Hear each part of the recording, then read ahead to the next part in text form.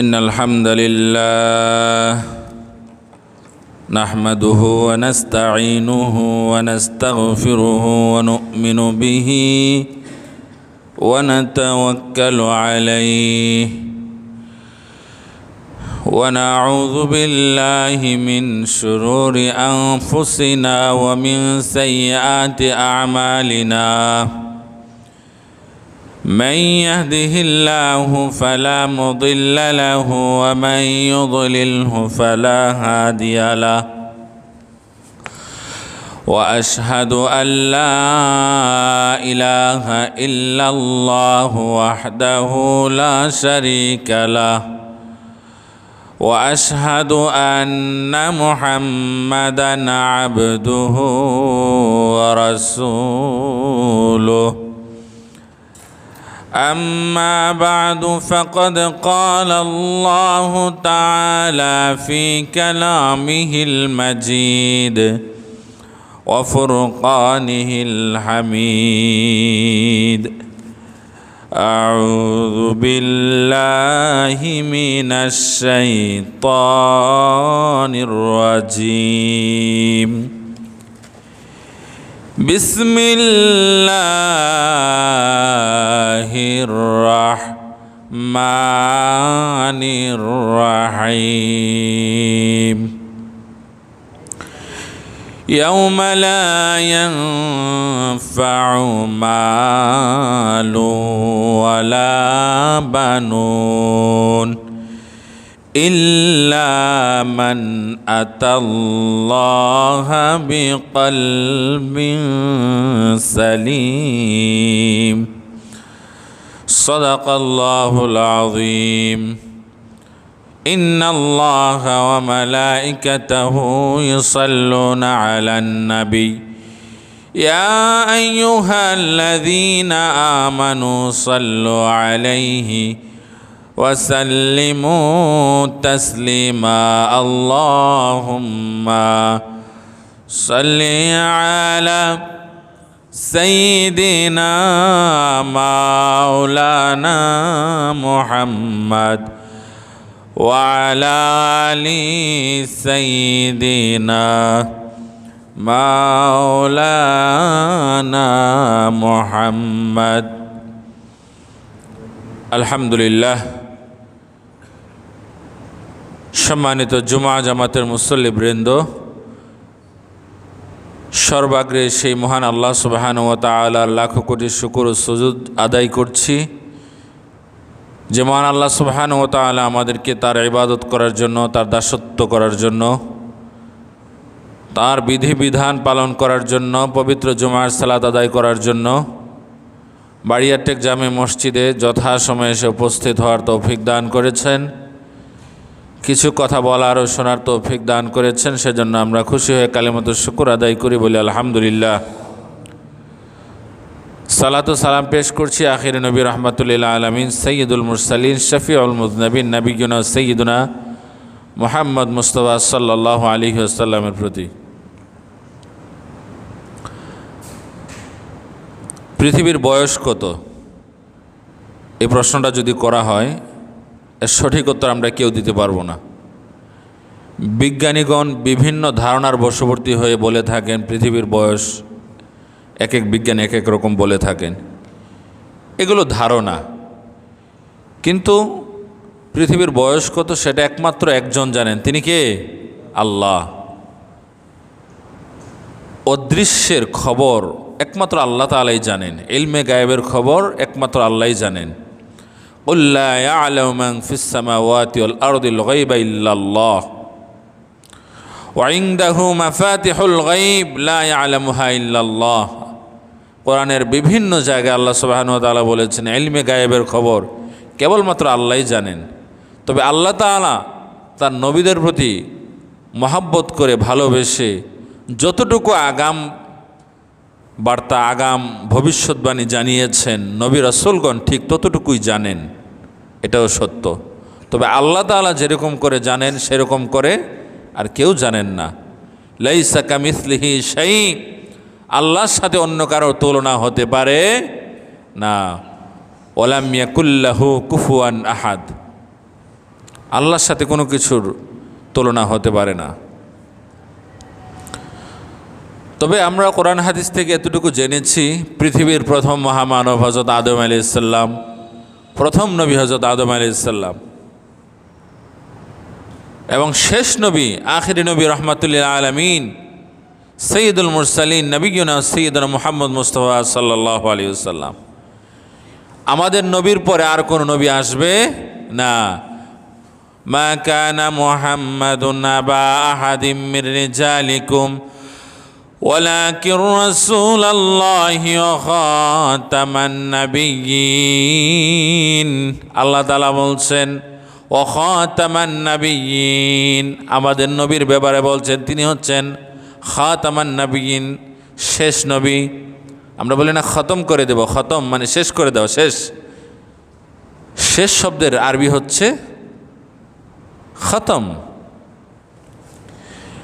রাসূলুল্লাহ সাল্লাল্লাহু আলাইহি ওয়াসাল্লাম ইরশাদ করেছেন আনা খাতামুন নাবিয়্যিন লা নাবিয়্যা বাদি, আমি শেষ নবী, আমার পরে আর কোনো নবী আসবে না, আর কোনো নবী আসবে না। আমরা শেষ যুগে বসবাস করছি। কিয়ামত অতি সন্নিকটে। প্রিয় হাজরিন, যত নবী রাসূল আল্লাহ পাক রব্বুল আলামিন পাঠিয়েছেন, এক বার্তা দিয়েই পাঠিয়েছেন, কমন কথা। প্রত্যেক নবী রাসূল মানুষদেরকে বলেছেন আনি ইবুদুল্লাহ মা লাকুম মিন ইলাহিন গায়রু, আল্লাহর ইবাদত করো, আল্লাহর দাসত্ব করো। মা লাকুম মিন ইলাহিন গায়রু, আল্লাহ ছাড়া অন্য কোনো ইলাহ নাই। দিন শেষে আল্লাহর কাছে উপস্থিত হতে হবে, আল্লাহর কাছে জবাবদিহি করতে হবে। কাফের মুশরিকদের সাথে মুসলিমদের যে পার্থক্য, যে সংঘর্ষ হয়েছিল, প্রধানত দুইটি কারণে। মুসলিমরা যে বলতো একমাত্র আল্লাহর ইবাদত করতে হবে, আল্লাহর দাসত্ব করতে হবে, কাফের এটা মানত না। কাফেররা মনে করতো আল্লাহরও ইবাদত করব, এই বিভিন্ন মূর্তি টূর্তি প্রিয় মানুষ যারা আছে তাদেরও ইবাদত করব। সেই সাথে মুসলিমরা পরকালের কথা বলতো যে আল্লাহর কাছে জবাবদিহি করতে হবে, জান্নাত জাহান্নাম রয়েছে, এগুলো অনেক কাফেররা অবিশ্বাস করত।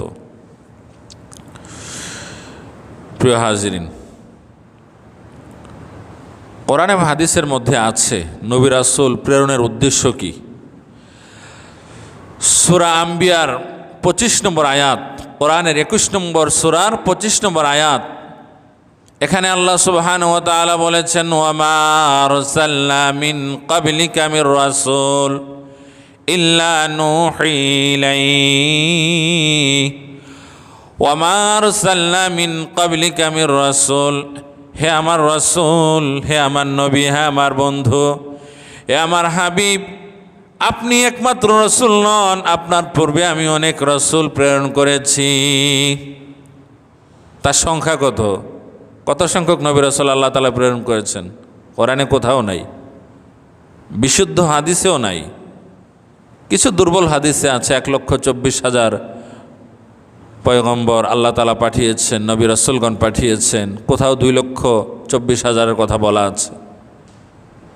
তো এগুলো আমরা বলতে পারি না, কেননা 1,24,000 বিশ্বাস করলে 2,24,000 মিথ্যা হয়ে যায়, 2,24,000 বিশ্বাস করলে 1,24,000 মিথ্যা হয়ে যায়।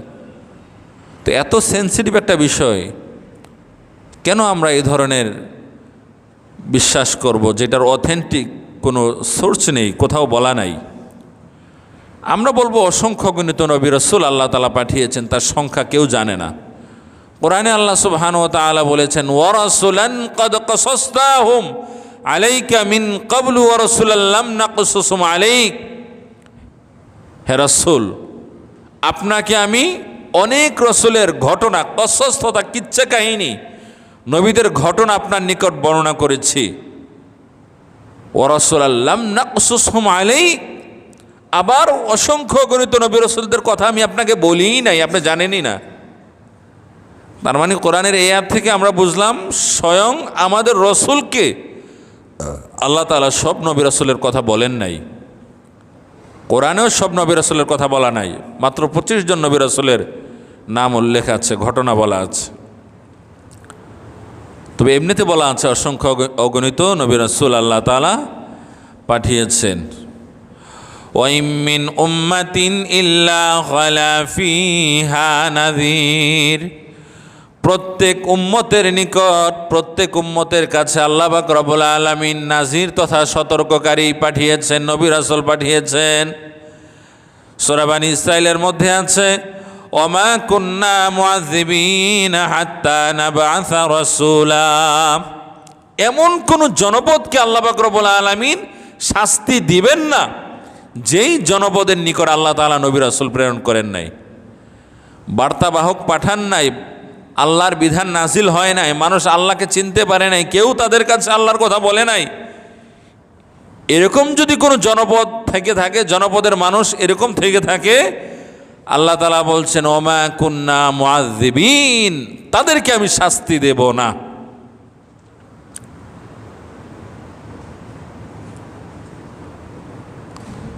প্রিয় হাজিরিন, তবে আমি বলেছি নবী রাসূল আল্লাহ তাআলা পাঠিয়েছেন অসংখ্য গণিত, যেটা কোরআনের সূরা আম্বিয়ার 25 নম্বর আয়াতের মধ্যে আছে। আল্লাহ বলছেন ওয়ামা আরসালনা মিন ক্বাবলিকা মির রাসূলিন ইল্লা নূহি ইলাইহি, আল্লাহ বলছেন হাবিব, আমি আপনার পূর্বে অসংখ্য অগণিত রসুল প্রেরণ করেছি, ইল্লা নূহি ইলাইহি, প্রত্যেক নবী রসুলের নিকট আমি ওহী করেছি, প্রত্যেক নবী রসুলকে বলে দিয়েছি আন্নাহু লা ইলাহা ইল্লা আনা, হে রসুলেরা, হে নবীগণ, মানুষের নিকট এই বার্তা পৌঁছাবে, এই কথাই মানুষকে বলবে আল্লাহ কিন্তু একজন আছেন, আল্লাহ ছাড়া অন্য কোনো ইলাহ নাই, বিধানদাতা নাই, জান্নাত জাহান্নামের মালিক আল্লাহ, আল্লাহর কাছে একদিন সব কিছুর জবাবদিহি করতে হবে। ফাবুদুন, ইবাদত হবে একমাত্র আল্লাহর। ইবাদত কার হবে? আল্লাহর। এই জিনিসটাতে ঘাপলা থাকলে কিন্তু সমস্যা আছে। অন্য কোনো ত্রুটি থাকলে আল্লাহ চাইলে ক্ষমা করে দিতে পারেন, কিন্তু যিনি সৃষ্টিকর্তা তার সাথে সম্পর্কিত ইবাদত যেগুলো আল্লাহ তাআলা দিয়েছেন আমাদেরকে, তার সাথে সম্পর্কিত যেগুলো আছে, এখানে কোনো কম্প্রোমাইজ চলবে না। প্রিয় হাজিরিন, এরপরে নবী রাসূল প্রেরণের আরও উদ্দেশ্য আছে। কোরআনের মধ্যে আছে রুসুলাম মুবাশশিরিনা ওয়া মুনযিরিন,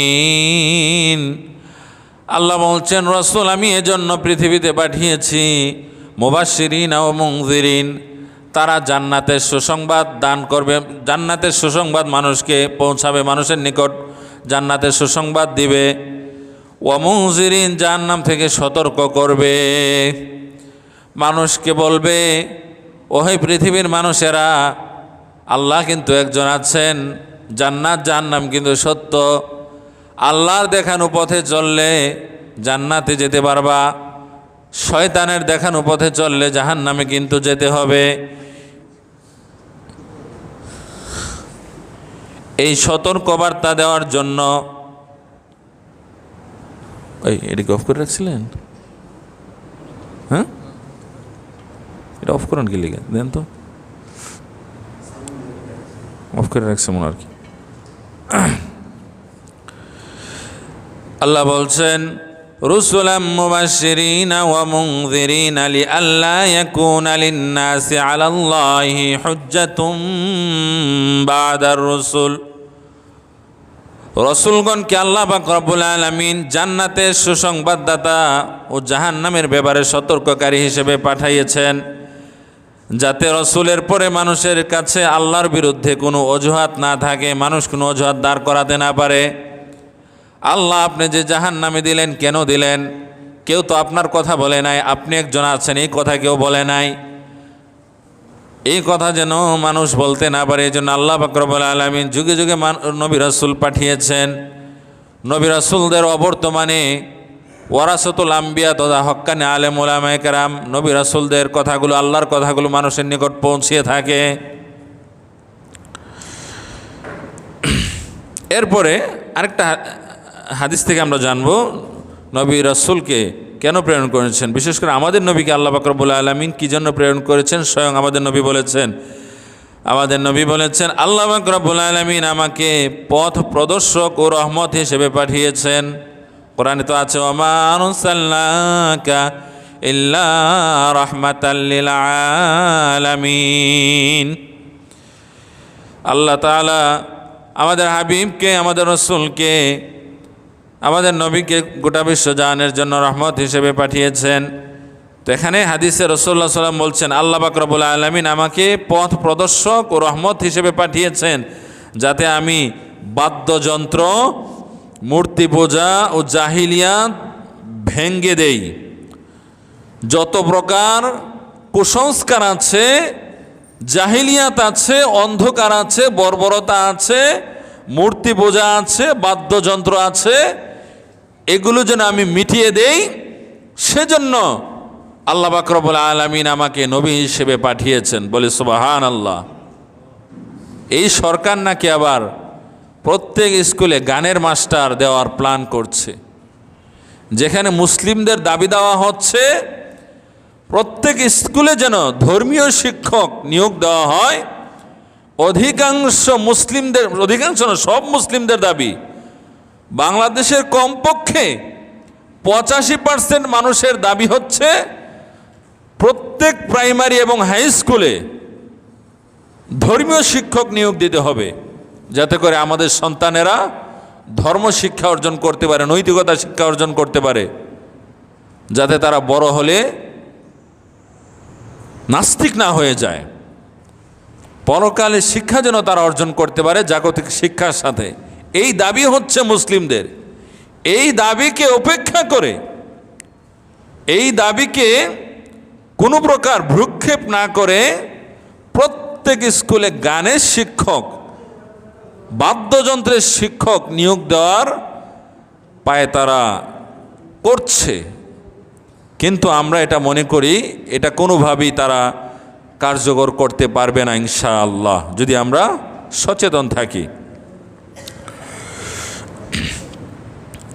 এরপরে আমরা জানব আমাদের নবীকে আল্লাহ পাক রব্বুল আলামিন কেন পৃথিবীতে পাঠিয়েছেন। সূরা জুমুয়ার 2 নম্বর আয়াতের মধ্যে আছে, সূরা আলে ইমরানের 164 নম্বর আয়াতের মধ্যেও আছে, হুয়াল্লাযী বাআসা ফিল উম্মিয়িন। আল্লাহ পাক রব্বুল আলামিন বলছেন তিনি সেই আল্লাহ, বাআসা ফিল উম্মিয়িন, যিনি উম্মি জনগণের নিকট প্রেরণ করেছেন রসুল প্রেরণ করেছেন। উম্মি জনগণের নিকট আল্লাহ পাক রব্বুল আলামিন রসুল প্রেরণ করেছেন। এই রসুলের পরিচয় সম্পর্কে আল্লাহ তাআলা বলছেন মিনহুম, এই রসুল মানুষদের মধ্য থেকে এসেছে। এই রসুল কিন্তু আল্লাহর কোনো অংশ না, এই রসুল জিনও না, ফেরেশতাও না। মিনহুম, মানুষদের মধ্য থেকে এসেছেন। হ্যাঁ, তিনি সর্বশ্রেষ্ঠ মহামানব, সেটা ঠিক আছে, কিন্তু তিনি মানুষ। কেননা আল্লাহ পাক রব্বুল আলামিন রাসূলুল্লাহ সাল্লাল্লাহু আলাইহি সাল্লামকে মানুষের শিক্ষক হিসেবে পৃথিবীতে পাঠিয়েছেন। এজন্য কোরআনে বলা আছে মিনহুম, তোমাদের নবী কিন্তু মানুষদের মধ্য থেকে এসেছেন। ইয়াতলু আলাইহিম আয়াতি, এই রাসূলের পরিচয় হচ্ছে রাসূল মানুষদেরকে আল্লাহ পাক রব্বুল আলামিনের আয়াতসমূহ তেলাওয়াত করে শোনাবে। আল্লাহ তাআলা কোরআনে কি বলেছেন এগুলো মানুষকে জানিয়ে দেওয়া রাসূলুল্লাহ সাল্লাল্লাহু আলাইহি সাল্লামের দায়িত্ব। রাসূলুল্লাহ সাল্লাল্লাহু আলাইহি ওয়াসাল্লাম তার দায়িত্ব পালন করেছেন। কোরআনের মধ্যে আছে ইয়া আইয়ুহার রাসূল, হে রাসূল, বাল্লিগ মা উনজিলা ইলাইকা মির রাব্বিক, আপনার নিকট আমি যা নাজিল করে থাকি কোরআনের মধ্যে যা আছে, বাল্লিগ, আপনি তা মানুষের নিকট পৌঁছে দেন। আর নবীওয়ালা কাজ 1 নম্বরে হচ্ছে আল্লাহর বাণী মানুষের কাছে পৌঁছে দেওয়া। এটা নবীওয়ালা কাজ নয় যে আল্লাহর বাণী মানুষের কাছে পৌঁছালাম না, রাসূলুল্লাহ সাল্লাল্লাহু আলাইহি সাল্লামের বাণী পৌঁছালাম না, আর আজগুবি কিচ্ছা কাহিনী, জঙ্গলের কাহিনী তথাকথিত বুজুর্গদের কাহিনী শুনিয়ে মানুষকে বিভ্রান্ত করে সেটাকে নবীওয়ালা কাজ বলে চালিয়ে দেওয়ার কোনো সুযোগ নাই। নবীওয়ালা কাজ এক নম্বরে না, এটাই নবীওয়ালা কাজ, যে মানুষকে কোরআনে কি বলা আছে সেগুলো জানিয়ে দেওয়া। আল্লাহ তাআলা বলছেন নবীওয়ালা কাজ হচ্ছে ইয়া ইউর রসুল, হে আমার রসুল, বাল্লিগ, আপনি পৌঁছিয়ে দিবেন, তাবলীগ করবেন, মা উনজিলা ইলাইকা মির রাব্বিক, আপনার রবের পক্ষ থেকে আপনার নিকট যা নাজিল হয়ে থাকে তা মানুষের কাছে পৌঁছে দিবেন। ওয়া ইল্লাম তাফআল, আর যদি আপনি না পৌঁছান, ফামা বাল্লাগতা রিসালাতা, তাহলে আপনি রিসালতের দায়িত্ব পালন করলেন না, তাবলীগের কাজ করলেন না। ইয়াতলু আলাইহিম আয়াতিহি ওয়া ইউযাক্কিহিম, মানুষকে পরিশুদ্ধ করা, এটা রাসূলুল্লাহ সাল্লাল্লাহু আলাইহি ওয়াসাল্লামের দায়িত্ব। মানুষকে কুসংস্কার থেকে, হিংসা থেকে, ঘৃণা থেকে, বর্বরতা থেকে, জাহিলিয়াত থেকে, সমস্ত বিভ্রান্ত থেকে মানুষকে মুক্ত করে পুত পবিত্র আত্মার অধিকারী মানুষকে করে দেওয়া, অর্থাৎ এদিকে আহ্বান করা, এটা হচ্ছে রাসূলুল্লাহ সাল্লাল্লাহু আলাইহি ওয়াসাল্লামের দায়িত্ব। কোনো মানুষের আত্মা যদি কলুষিত থাকে, সে যতই নামাজ পড়ুক, রোজা রাখুক, হজ করুক, যাকাত দিক, কলব পরিষ্কার না হলে কোনো মানুষ জান্নাতে যেতে পারবে না। তাজকিয়াতুন নফস, আত্মশুদ্ধি। আমাদের দেশের অনেক মানুষ যেটাকে তাসাউফ বলে, কিন্তু কোরআন সুন্নাহর পরিভাষা হচ্ছে তাজকিয়াতুন নফস। এটা বিষয়ে এখন কিছু কথা বলবো। তাজকিয়া, এটার আবিধানিক অর্থ হচ্ছে দুইটা। একটা হচ্ছে যে পরিষ্কার পরিচ্ছন্ন ও পবিত্র করা, যেমন বলা হয়ে থাকে যাক্কাইতু হাযা সাওব, আমি এই কাপড়টি পরিষ্কার করলাম, পরিচ্ছন্ন করলাম, ময়লা লেগেছিল, অপবিত্র হয়েছিল, যাক্কাইতু, ওই যে তাজকিয়া শব্দের সাথে মিল আছে, হাযা সাওব, আমি এই কাপড়টি পরিষ্কার করলাম, পরিচ্ছন্ন করলাম, ময়লা মুক্ত করলাম, নাপাক দূর করে দিলাম। আমরা আমাদের শরীরকে পরিষ্কার করার জন্য সাবান ব্যবহার করি, মাথার চুল আঠালো হয়ে গেলে শ্যাম্পু ব্যবহার করি, কন্ডিশনার ব্যবহার করি, শরীর থেকে যেন ঘ্রাণ ছড়ায় সেজন্য আতর ব্যবহার করি, পারফিউম ব্যবহার করি। কিন্তু মনের ভিতর যে কলুষতা রয়েছে সেখান থেকে মুক্তি পাওয়ার জন্য, সেটাকে পরিষ্কার করার জন্য আমাদের তেমন কোনো কার্যক্রম নেই।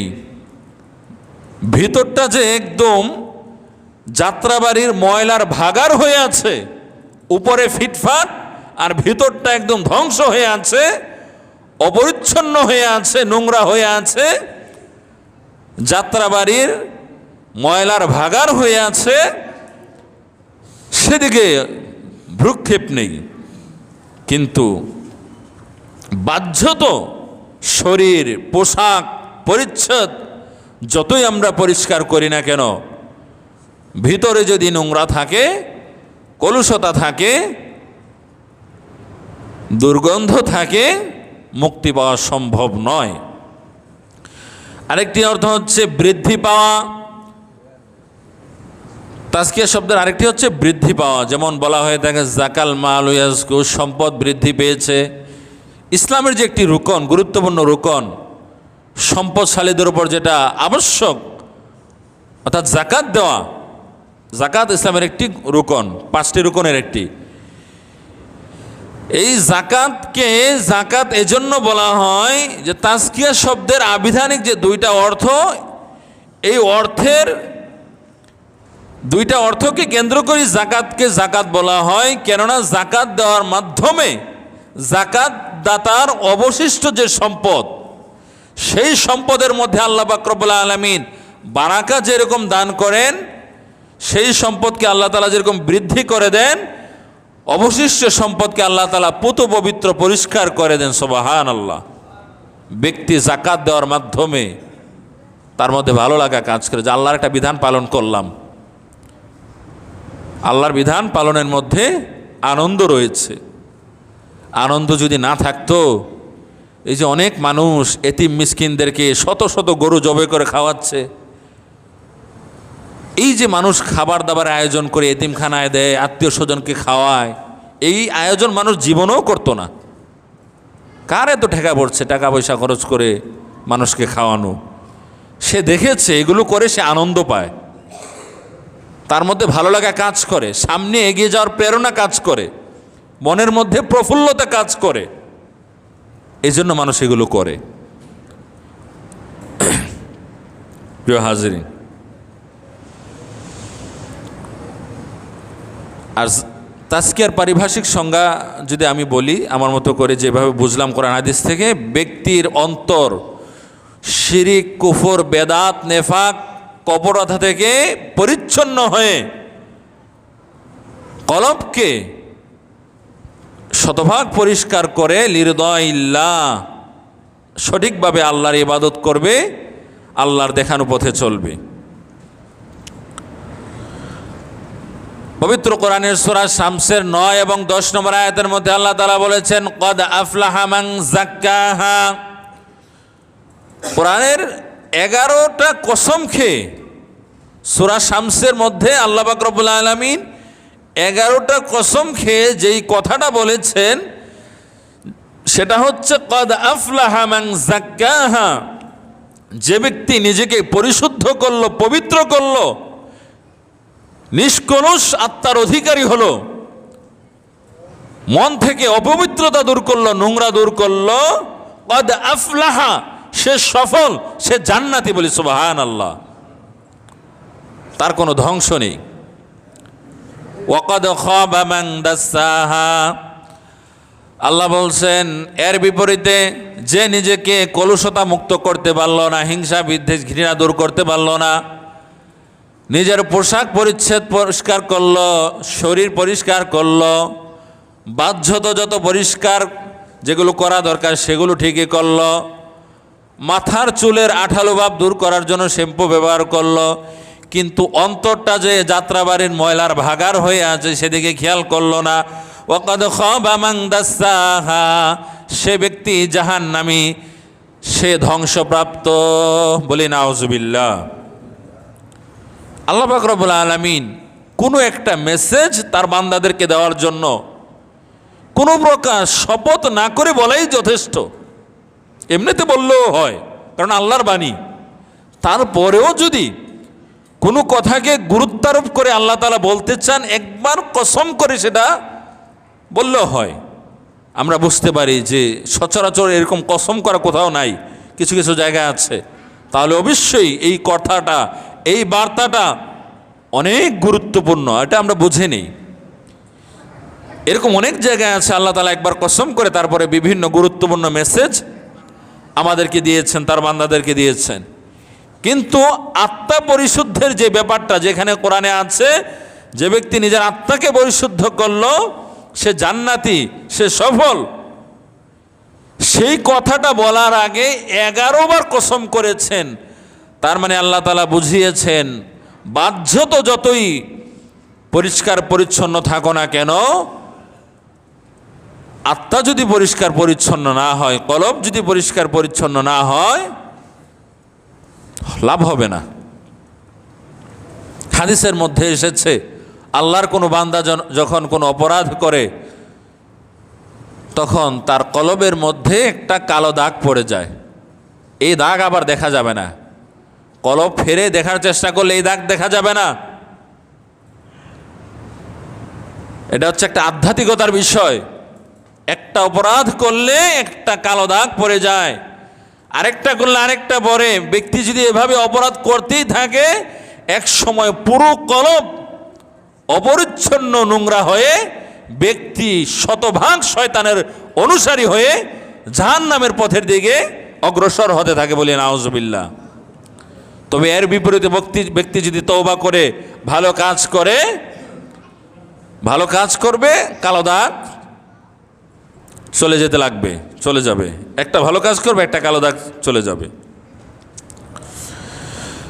হাদিস শরীফের মধ্যে এসেছে, বুখারী শরীফের 52 নম্বর হাদিস, সহিহ হাদিস, আলা ওয়া ইন্না ফিল জাসাদি মুদগা, জেনে রাখো মানুষের শরীরের মধ্যে একটি গোশতের টুকরা আছে, ইযা সলাহাত সলাহাল জাসাদু কুল্লু, এই গোশতের টুকরাটা যদি ভালো থাকে, সুস্থ থাকে, গোটা দেহটাই ভালো থাকে, গোটা দেহটাই ভালো হয়ে যায়, গোটা দেহটাই সুস্থ হয়ে যায়।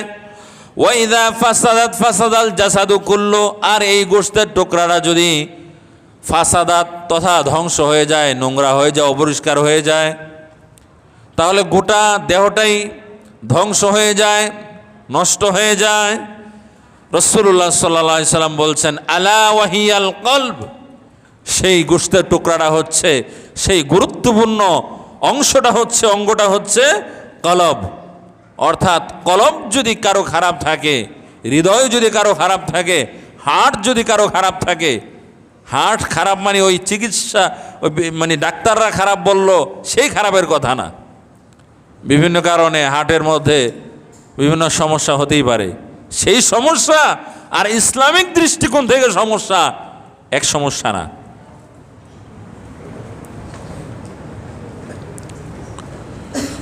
প্রিয় হাজিরিন, এই জন্য আমাদেরকে অবশ্যই জান্নাত উপযোগী মানুষ হতে হলে শুধু বাহ্যিক পরিষ্কার পরিচ্ছন্নের অধিকারী হলে হবে না, অন্তর্গত যে পরিষ্কার পরিচ্ছন্নতার ব্যাপার সেটাকেও আমাদেরকে খেয়াল রাখতে হবে।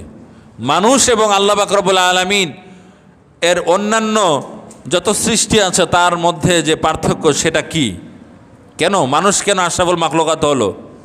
অবশ্যই মানুষের ব্যাপারে যেরকম আশরাফুল মাখলুকাত বলা আছে, অর্থাৎ যারা আল্লাহর বিধান অনুযায়ী চলবে, তার দেখানো পথে চলবে, তারা যেরকম আশরাফুল মাখলুকাত, আল্লাহর বিধানকে যারা ছুঁড়ে ফেলে দিবে, ইসলাম বিরোধী জীবন যাপন করবে, তাদেরকে কিন্তু আবার শয়তানের দোসর বলা হয়েছে, জাহান্নামী বলা হয়েছে। একজন কবি বলছেন, গরবা কুওয়াত আদমি সাবদে গাওখর আজ আদমি বেহতার সুদে, যে শক্তিমত্তার নাম যদি মানুষ হতো, শুধুমাত্র শক্তিমত্তা বেশি জন্য যদি মানুষ হতো, তাহলে এই মানুষ আর মানুষ হতো না, অন্যান্য প্রাণী মানুষ হয়ে যেত। কেননা মানুষ থেকে হাতির শক্তি বেশি, বাঘের শক্তি বেশি, সিংহের শক্তি বেশি, সাপের বিষ আছে, সাপের ছোবল দিলে মানুষ মারা যায়, বিষাক্ত সাপের ছোবল দিলে, কিন্তু মানুষ ছোবল দিলে মারা যায় না, মানুষ কামড় দিলে মারা যায় না সহজে। তাহলে বিভিন্ন দৃষ্টিকোণ থেকে আল্লাহর অন্যান্য অনেক সৃষ্টি রয়েছে, অনেক প্রাণী রয়েছে যেগুলো শক্তিমত্তা মানুষ থেকে বেশি, তারপরেও মানুষ আশরাফুল মাখলুকাত কেন?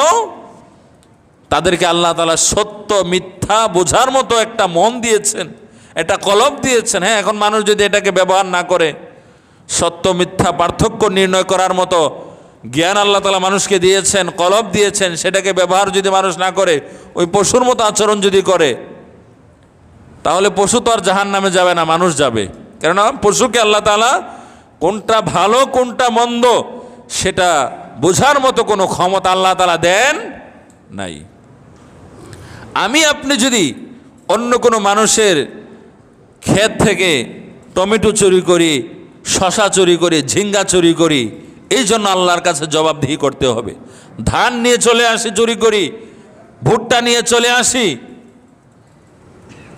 এর জবাব আল্লাহর কাছে দিতে হবে। কিন্তু একটা গরু একজন মানুষ লালন পালন করে, হ্যাঁ, তার অবহেলায় অথবা সে ইচ্ছা করে যদি আরেকজনের ক্ষেতে ছেড়ে দেয়, তাহলে তো অবশ্যই তার গুনাহ হবে, কিন্তু গরুর তো কোনো গুনাহ নাই। কিন্তু সে ব্যক্তি ইচ্ছা করে ছাড়লো না, এমনিতেই গিয়ে খাওয়া শুরু করলো, তারও কোনো গুনাহ নাই, আর গরুর তো আরও আগেই নাই, গরুর কোনো গুনাহ নাই, সওয়াবও নাই, ছাগলের কোনো গুনাহও নাই, সওয়াবও নাই।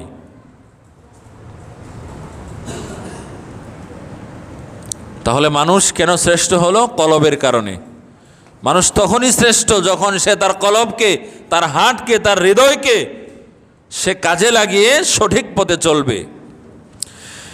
এই জন্য কবি বলেছেন, গরবা কুওয়াত আদমি সাবুদে গাও খরাজ আদমি বেহতার সুদে।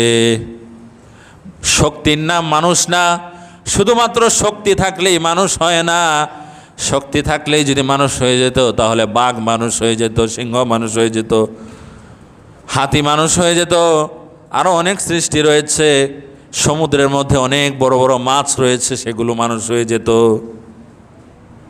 এমন এমন মাছ রয়েছে সমুদ্রের মধ্যে, মানুষ সারা মাস যত খাবার গ্রহণ করে ওই সমুদ্রের মাছ একবেলা তার চেয়ে বেশি খাবার গ্রহণ করে। বলে সুবহানাল্লাহ। শত শত টন মাছের ওজন, এক বেলা খাবার খায় 20 মণ 30 মণ। এত বড় বড় মাছ এখন কম বেশি থাকতে পারে, আগে ছিল, এখন তো অনেক কিছু বিলুপ্ত হয়ে যাচ্ছে। একসময় তো ডাইনোসরও ছিল, অনেক বড় প্রাণী, ভয়ঙ্কর প্রাণী, এখন নাই। হাজার হাজার বছর আগে আরো কত কিছুই ছিল। কবি আরো বলেছেন, গরবা সুরাত আদমি সাবুদে আহমদ আবু জাহেল হামেক সাবুদে। চেহারার নাম মানুষ না, সুন্দর চেহারা থাকলেই সে ভালো মানুষ হয়ে যাবে তা নয়। কবি বলছেন, সুন্দর চেহারা থাকলেই যদি মানুষ হয়ে যেত, আশরাফুল মাখলুকাত হয়ে যেত, জান্নাতি মানুষ হয়ে যেত, তাহলে আবু জাহেল হতো জান্নাতি। কেননা আত্মীয়তার সূত্রে, আত্মীয় হওয়ার কারণে রাসূলুল্লাহ সাল্লাল্লাহু আলাইহি সাল্লামের চেহারার সাথে আবু জাহেলের চেহারার কিছুটা মিল ছিল। মানে আত্মীয় তো, এই জন্য কিছুটা মিল ছিল। তাহলে আবু জাহেল হয়ে যেত অনেক বড় আবেদ, অনেক বড় আল্লাহর খাঁটি বান্দা। কবি বলছেন, শুধুমাত্র মানুষ যেগুলো আমরা দেখি, এরকম বাহ্যিক অবয়ব থাকলেই খাঁটি মানুষ হয়ে যায় না। প্রিয় হাজিরিন, এই যে কলব, এ বিষয়ে আলোচনা করলাম সংক্ষিপ্ত আকারে। এটা প্রধানত 3 প্রকার। এক প্রকার হচ্ছে আল কলবুস সালিম তথা সুস্থ কলব, আরেক হচ্ছে আল কলবুল মারিদ তথা অসুস্থ কলব, তৃতীয় প্রকার হচ্ছে আল কলবুল মাইয়িত ধ্বংসপ্রাপ্ত কলব, জাহান্নামী কলব। কলবুস সালিমের ব্যাপারে আল্লাহ তাআলা কোরআনের মধ্যে বলেছেন সূরাতুশ শুআরার 88 এবং 89 নম্বর আয়াতের মধ্যে, ইয়াউমা লা ইয়ানফাউ মালু ওয়ালা বানুন। পরকালে সম্পদ এবং সন্তান কোনো কাজে আসবে না। কোনো মানুষ যদি বলে, আল্লাহ অনেক অনেক সম্পদ রেখে এসেছি, এই সম্পদের বিনিময়ে আপনি আমাকে মুক্তি দিয়ে দেন, হবে না, লাভ হবে না। আমার সন্তান আছে, সন্তানকে আপনি নিয়ে নেন, তার বিনিময়ে আমাকে মুক্তি দেন, আল্লাহ বলছেন লাভ হবে না। ইয়াউমা লা ইয়ানফাউ মালু ওয়ালা বানুন। আখিরাতে পরকালে সন্তান এবং সম্পত্তি কোনো কাজে আসবে না। কাজে আসবে কি সেটাও আল্লাহ তাআলা বলছেন, ইল্লা মান আতাল্লাহ বিকলবিন সালিম। কলবে সালিমের অধিকারী হয়ে যারা আল্লাহর কাছে উপস্থিত হতে পারবে, পত পবিত্র নিষ্কলুষ আত্মার অধিকারী হয়ে পরিচ্ছন্ন একটা কলব নিয়ে আল্লাহর কাছে যারা উপস্থিত হতে পারবে, তারাই কেবল মুক্তি পাবে, তারাই কেবল জান্নাতে যেতে পারবে। বলে সুবহানাল্লাহ।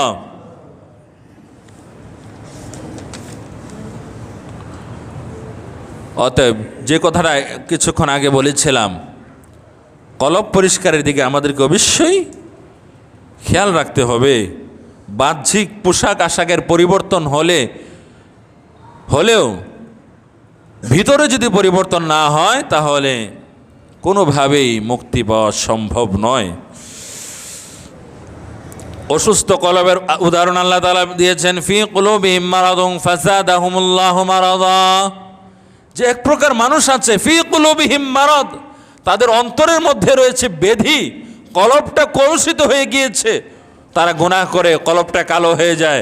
ফাযাদাহুমুল্লাহু মারাদা, যেহেতু তারা ভালোর দিকে আসে না, অনবরত গুনাহ করেই যাচ্ছে, এখনো পুরোপুরি ধ্বংস হয় নাই, এখনো তারা চাইলে ভালোর পথে আসতে পারে, কিন্তু তারা যেহেতু আসছে না, গুনাহ করেই যাচ্ছে, ফাযাদাহুমুল্লাহু মারাদা, তাদের এই রোগকে, কলবটাকে আল্লাহ তাআলা আরো বেশি রোগাক্রান্ত করে দেন।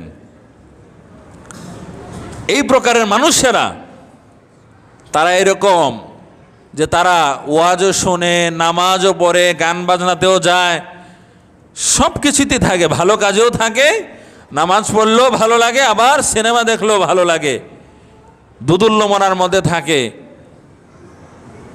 পুরোপুরি তাদেরকে খারাপও বলা যায় না, আবার পুরোপুরি ভালোও বলা যায় না, সবই করে। গানের অনুষ্ঠানেও টাকা দেয়, গানের অনুষ্ঠান যারা করে তাদেরকেও বলে আপনার পাশে আছি, সাপোর্ট দিচ্ছি, যা লাগবে বলবেন, আছি পাশে, আরও কোনো শিল্পী আনতে চাইলে বলবেন, টাকা দেব। সেখানেও আছে, ওয়াজ মাহফিলও বলে ভালো একজন আলেম আনবেন, পাশে আছি, সব তালি আছে। আর আরেক প্রকার কলম হচ্ছে যেটা চূড়ান্তভাবে ধ্বংস হয়ে গিয়েছে। এই প্রকারের মানুষগুলো কোনটা সত্য কোনটা মিথ্যা বুঝতে পারে না, এরা একদমই খারাপ পথে চলে গিয়েছে, বিবেক একদম মরে গিয়েছে। বিবেক মরে যাওয়ার কারণে কি করে না করে বুঝতেও পারে না। এরা নিজের কাছের মানুষকে পর্যন্ত স্বার্থের কারণে শেষ করে দিতে পারে, এই প্রকারের মানুষ। গত কয়েকদিন আগে দেখলাম এক লোক দ্বিতীয় বিবাহ করেছে। আচ্ছা, তুমি দ্বিতীয় বিবাহ করবা, পরিবার থেকে অনুমতি নিয়ে সুন্দরভাবে করো, এটার তো একটা সুন্দর নিয়ম আছে। না, সে সুন্দর পন্থা অবলম্বন না করে তার স্ত্রীকে সন্তানদেরকে বলল, অমুক মহিলার সাথে যে আমি কথা বলি, বিভিন্ন জায়গায় যাই, মূলত তার সাথে আমার ব্যবসায়িক সম্পর্ক, অন্য কোনো সম্পর্ক নাই।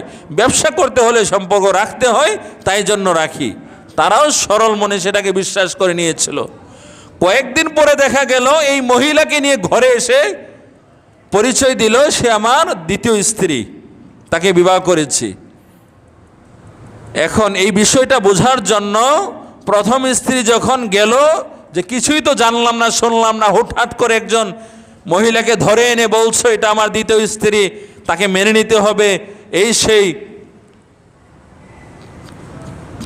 তখন প্রথম স্ত্রীর চুলের মধ্যে ধরে ছুরি নিয়ে জবাই করার জন্য যেই না প্রস্তুত হলো, ওই প্রথম স্ত্রীর সন্তান তার মাকে হত্যা করবে, এটা তো সে সহ্য করতে পারবে না। সে কাছে গেল যে এটা কি হচ্ছে, এরকম কেন হচ্ছে? ওই যে কলব ধ্বংস হয়ে গিয়েছে, শয়তানের খপ্পরে পড়েছে, তার সন্তান, নিজের সন্তান, তার রক্তের সম্পর্কের সন্তান, পালক সন্তানও না। আর দ্বিতীয় স্ত্রী তাকে তো আরেক জায়গা থেকে এনেছে, তার সাথে তার কোনো দীর্ঘ সংসারের ইয়েও নাই, সম্পর্কও নাই। কিন্তু শয়তানের ধোকায় পড়ে ওই সন্তান, যেই সন্তান তার মাকে রক্ষা করার জন্য বাবার কাছে গিয়েছে যে আমার মাকে মারবেন না, সেই সন্তানের পেটের মধ্যে ছুরি ঢুকিয়ে দিল, বলে নাউজুবিল্লাহ। এবং তার মধ্যে কোনো আফসোসের উদ্রেক হচ্ছে না। এটা কিভাবে সম্ভব? ওই যে বললাম কলম নষ্ট হয়ে গেছে। ছুরি ঢুকানোর পরে ওই লোকের যে মেয়ে সন্তানগুলো ছিল তাদেরকেও ছুরি দিয়ে দৌড়াচ্ছে, মেরে ফেলবে। তো বুঝেন কলব কত নষ্ট হয়ে গিয়েছে। এদিকে কয়েকদিন আগে দেখলাম এক ছেলে তার বাবাকে মেরে ফেলেছে। বাবা আবার বড় আলেম, মুহাদ্দিস, কামিল মাদ্রাসার, জেনে তেন মুহাদ্দিস না, সবাই বলেছে যারা চেনে যে তিনি অনেক বড় আলেম, এক মসজিদের খতিব। কিন্তু বাবা একটু বেশি শাসন করেছেন সন্তানকে, যেরকমটা পত্রপত্রিকা এসেছে, এটা তার কোনোভাবেই সহ্য হয় নাই। সে অনলাইনে সার্চ দিয়ে দেখেছে কিভাবে হত্যা করলে সহজে হত্যা করা যায়। সার্চ করে বুঝে তারপরে বুঝলো যে একটা ছুরি তো দরকার। সে দারাজ থেকে ছুরি অর্ডার করলো, অনলাইনে অর্ডার করে। সে ছিল নানার বাড়িতে, বাবা ছিল বাড়িতে একা, কম্পিউটারে কিতাব টিতাব লিখছিল আর কি। মাও ছিল নানির বাড়িতে বেড়াতে গিয়েছিল। তো এশারের নামাজ এই খতিব সাহেব, মুহাদ্দিস সাহেব এশার নামাজ পড়ে মসজিদে পড়ে যখন বাসায় আসলো, কম্পিউটার কিতাব টিতাব হয়তো লিখছেন, দরজা ঠক ঠক করলো। বাবা ভিতরের থেকে বলল কে? যে আমি এসেছি। বাবা মনে করছে নানার বাড়ি থেকে এসেছে। দরজা খোলার পরে সাথে সাথেই ছুরি দিয়ে বাবাকে একদম হত্যা করে ফেললো। হত্যার আগে বাবা মাফ চেয়েছে, বাবা আমাকে মারিস না, মেরে ফেলেছে। কেন? শয়তান এত বেশিভাবে ভর করেছে যে সে পুরোপুরি শয়তানের নিয়ন্ত্রণে চলে গিয়েছে। আর এটাও খেয়াল রাখতে হবে, বর্তমানে এই তথ্য প্রযুক্তির যুগে যুগে যুগে অনেক কিছু পাল্টায়। কিন্তু আগে দেখতেন মসজিদে সকালবেলায় মক্তবে ছাত্ররা না আসলে ইমাম সাহেব লোক ছাত্র পাঠিয়ে অনেক শাসন টাসন করতো, একটা যুগ ছিল। কিন্তু বর্তমানে এটা শুধু এই মসজিদে নাই তা না, সারা বাংলাদেশেই নাই। এখন এগুলো কেউ ভালো চোখে দেখে না, আরও বিপদে পড়তে হয়। মারামারি এই দিন চলে গেছে আগের মতো। হ্যাঁ, তো সন্তানের ব্যাপারে এরকম শাসন করার নামে যেন অতিরঞ্জন কোনো কিছু না হয়, সেটাও আমাদেরকে খেয়াল রাখতে হবে। শাসন করার নামে কোনো সন্তানের জীবনকে দুর্বিষহ করা যাবে না, তাকে শত্রু বানানো যাবে না, এটা আমাদেরকে মনে রাখতে হবে। অতি শাসন আবার খারাপ, শাসন না করা যেরকম খারাপ, অতি শাসন এটাও খারাপ।